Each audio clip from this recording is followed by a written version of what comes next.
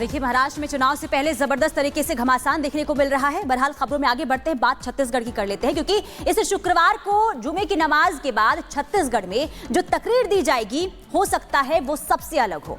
दरअसल अब तकरीर के लिए अब वक्फ बोर्ड के साथ यानी कि मंजूरी लेनी होगी पहले वक्फ बोर्ड से, और ये आदेश वक्फ बोर्ड ने छत्तीसगढ़ के मस्जिदों के लिए जारी किया है। अब ये आदेश क्यों जारी किया गया है और अब इस आदेश को लेकर आखिर नया बखेड़ा क्यों शुरू हो गया है, रिपोर्ट के जरिए आपको दिखाते हैं। छत्तीसगढ़ वक्फ बोर्ड का नया फरमान। छत्तीसगढ़ में तकरीर पर जारी तकरार। वक्फ का नया आदेश, कट्टरपंथियों को क्या संदेश। छत्तीसगढ़ वक्फ बोर्ड ने राज्य में मौजूदा तमाम मस्जिदों के मौलानाओं के लिए नया फरमान जारी किया है।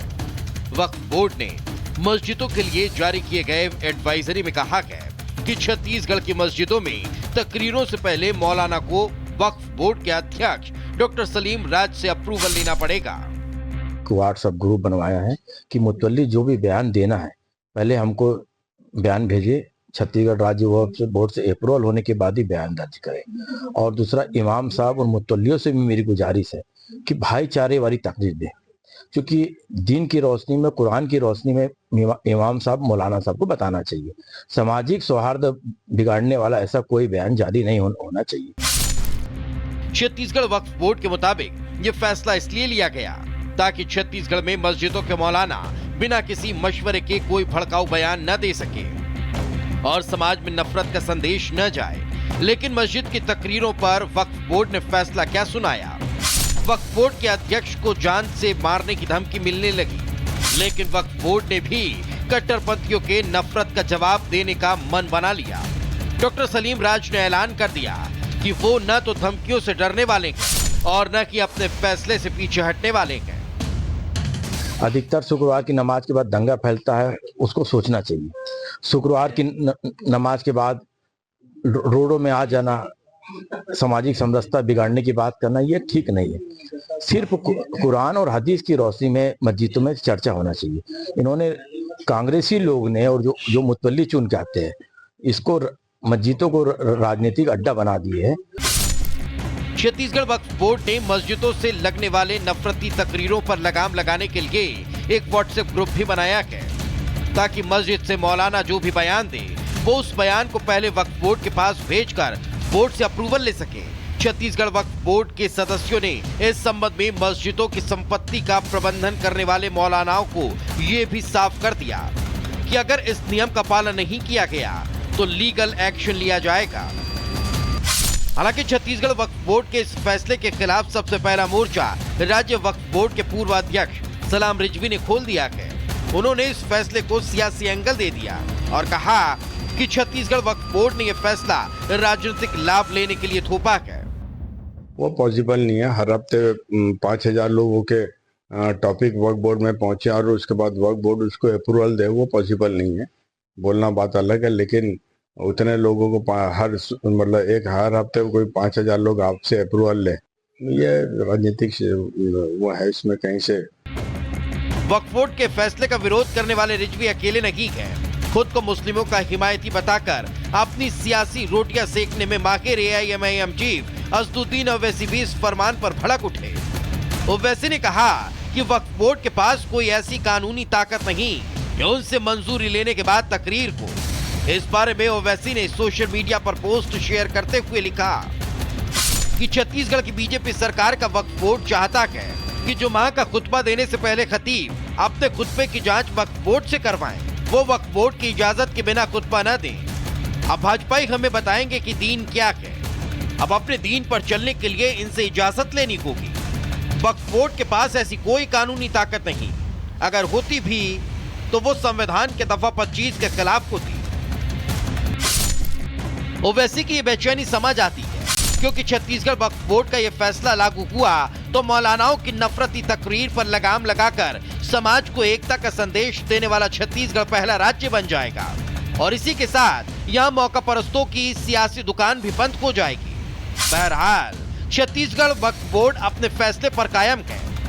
छत्तीसगढ़ वक्फ बोर्ड का दो टूक कहना है कि बोर्ड के सदस्यों का ये फैसला राज्य में सामाजिक सौहार्द कायम रखने के लिए है, क्योंकि पहले कई ऐसे सांप्रदायिक दंगे हुए हैं जिसमें यह खुलासा हुआ कि दंगों के पीछे मस्जिदों में की गई नफरती तकरीरें रखी। कुल मिलाकर अब देखना यह होगा कि छत्तीसगढ़ वक्फ बोर्ड का यह फैसला अमल में आता है या कट्टरपंथी इसमें कोई अड़ंगा लगा देते हैं। Bureau report, Republic Bharat. क्या अब अपराध का सफाया हो जाएगा? ऐसा हम इसीलिए कह रहे हैं क्योंकि गिरफ्त में छोटा डॉन आ चुका है। जी हां, वो लॉरेंस बिश्नोई जो जेल में बैठे बैठे बड़े बड़े कारनामों को अंजाम दे चुका है, उसी का छोटा भाई अनमोल बिश्नोई अब गिरफ्त में आ चुका है और उसे भारत लाने की तैयारी हो रही है। यही एक बड़ी वजह है कि हम ये कह रहे हैं कि क्या अब अपराध का सफाया होगा।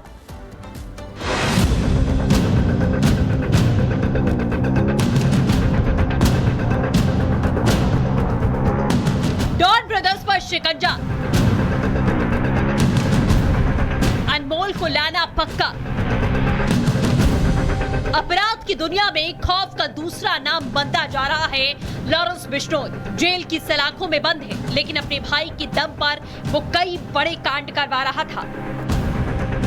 मगर अब लॉरेंस के बाद उसके गैंगस्टर भाई अनमोल बिश्नोई के भी बुरे दिन शुरू हो चुके हैं, क्योंकि अब उसके गुनाहों की सजा देने का वक्त आ गया है।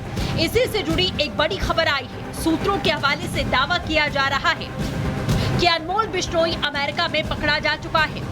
कैलिफोर्निया पुलिस ने गिरफ्तार किया है। गैंगस्टर अनमोल से पूछताछ की जा रही है। यूएस पुलिस के संपर्क में भारतीय एजेंसियां हैं। भारत लाने के लिए कोशिशें भी की जा रही हैं, क्योंकि एनआईए ने उस पर 10 लाख रुपए का इनाम घोषित कर रखा है। लेकिन वो फर्जी पासपोर्ट के दम पर भारत से भाग गया था, जिसके बाद नेपाल से कनाडा होते हुए अमेरिका पहुंचा, मगर अब उस पर शिकंजा कस गया है। पिछले कुछ सालों से गैंगस्टर अनमोल बिश्नोई भारत की जांच एजेंसियों की रडार पे है। एजेंसियों से बचने के लिए वो विदेश भाग गया था और लगातार अपने ठिकाने बदलता था, जिससे एजेंसियों के हाथ अनमोल बिश्नोई तक ना पहुंच सके। भारत की एजेंसियों ने अनमोल बिश्नोई पे 10 लाख का इनाम भी रखा हुआ है, लेकिन एजेंसियों के हाथ आने से पहले वो कैलिफोर्निया पुलिस के हाथ चढ़ गया। जी हमारे सूत्र दावा करते हैं कि बीते कुछ दिनों पहले कैलिफोर्निया पुलिस ने अनमोल बिश्नोई को हिरासत में लिया है। अब जांच एजेंसियां भारत की वो एक्टिव हो चुकी हैं और इस मामले में इनपुट जुटा रही हैं। अनमोल बिश्नोई 2022 में पंजाब के सिंगर सिद्धू मूसेवाला की हत्या में भी शामिल था। उसके खिलाफ 18 मामले दर्ज हैं।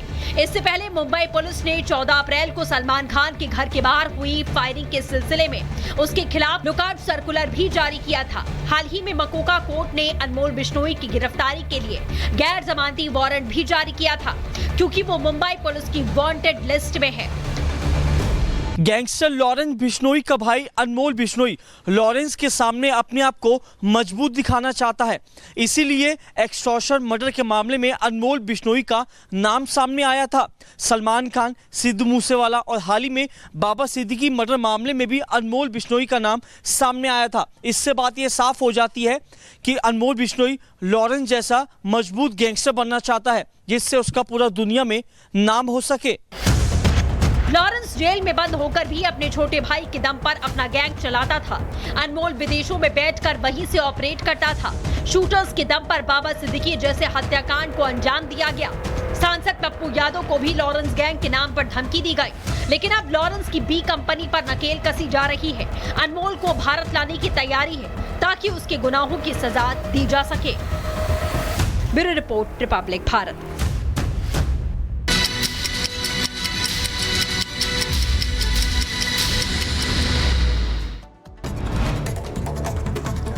फिरोजाबाद में मोबाइल चोरी करने वाले गैंग का पर्दाफाश, 3 चोरों को गिरफ्तार किया, चोरी के मोबाइल फोन बरामद। उत्तर प्रदेश के शाहजहांपुर में पुलिस के सामने आपस में ही भिड़े दो गुट, जमकर चले लात घुसे, जमीनी फसलों को लेकर विवाद हुआ। उत्तर प्रदेश के देवरिया में पुलिस का लंगड़ा ऑपरेशन जारी, पुलिस और बदमाशों के बीच हुई मुठभेड़, विशाल सिंह हत्याकांड का मुख्य आरोपी गिरफ्तार। उत्तर प्रदेश के गाजियाबाद में लुटेरे और पुलिस के बीच में मुठभेड़, गोलीबारी के दौरान एक बदमाश को गोली लगी, मौके से 2 लुटेरे गिरफ्तार, आगे की कार्रवाई में जुटी पुलिस। उत्तर प्रदेश के कानपुर में दर्दनाक सड़क हादसा, रोडवेज बस और ट्रक की हुई टक्कर, हादसे में ट्रक चालक की मौत हुई। मध्य प्रदेश के गुना में किसान की मौत, सुबह खाद न मिलने की शिकायत को लेकर वीडियो किया था पोस्ट, रात में हो गई किसान की मौत। दरभंगा के डीएमसीएच में मरीज की जान के साथ खिलवाड़, ऑपरेशन के समय मरीज के पेट में छोड़ा कपड़ा, फिर से किया जाएगा इलाज। रेलवे स्टेशन पर दिखा कुली का अनोखा अंदाज, यात्रियों को इमरजेंसी खिड़की से ट्रेन में बिठाया, खचाखच भरी ट्रेन में चढ़ने का जुगाड़ हुआ वायरल।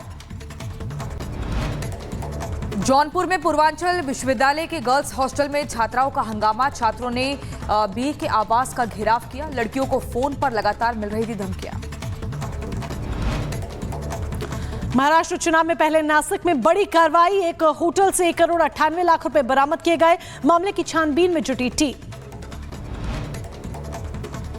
उत्तर प्रदेश में बीजेपी प्रदेश मंत्री अभिजात मिश्रा ने पोस्टर लगाया, लिखा नजर आया बांटेंगे तो काटेंगे, केवल चुनावी नारा नहीं, भारत के इतिहास से मिली हुई सीख है। मंडी में अवैध मस्जिद के खिलाफ प्रदर्शन, मंदिर की जमीन पर अवैध मस्जिद बनाने का आरोप, छोटी काशी देवभूमि संघर्ष समिति ने किया प्रदर्शन का ऐलान।